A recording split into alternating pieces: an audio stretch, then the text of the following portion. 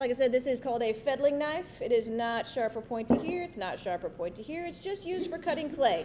The best way to cut your clay out into this shape is to put the fettling knife away from you and draw it towards you. If you can do it in one clean cut, that's great. If it takes 2 cuts, that's fine. But try not to like saw into it, and try not to cut and then pick it up, cut, pick it up.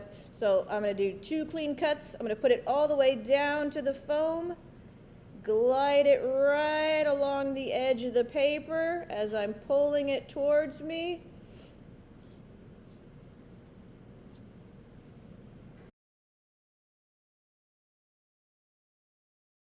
So we want to soften that so it's not sharp. So just barely going over it with your finger to just soften that edge.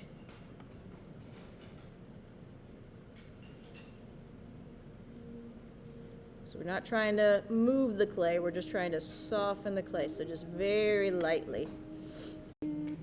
Okay, for the next step, everybody should have planned out where the paint wells are going to be for their paint palette. You should have at least 6. I'm going to have 6 round ones, and then I'm going to try to create a larger heart-shaped one. Put this ping pong ball in where your paint well is going to be. You need to give it a real good push, okay, because we need this to be deep enough to hold paint. If you look at it and you're like, that's not going to hold a lot of paint, you can make it go a little bit further down. Just don't go so far down that you push to the other side of the clay.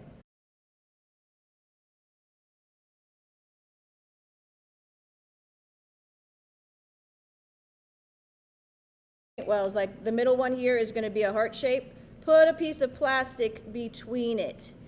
But do you see how I'm kind of like using my fettling knife to make a heart-shaped paint area? I'm just pushing with my fettling knife, but you're going to need a piece of plastic.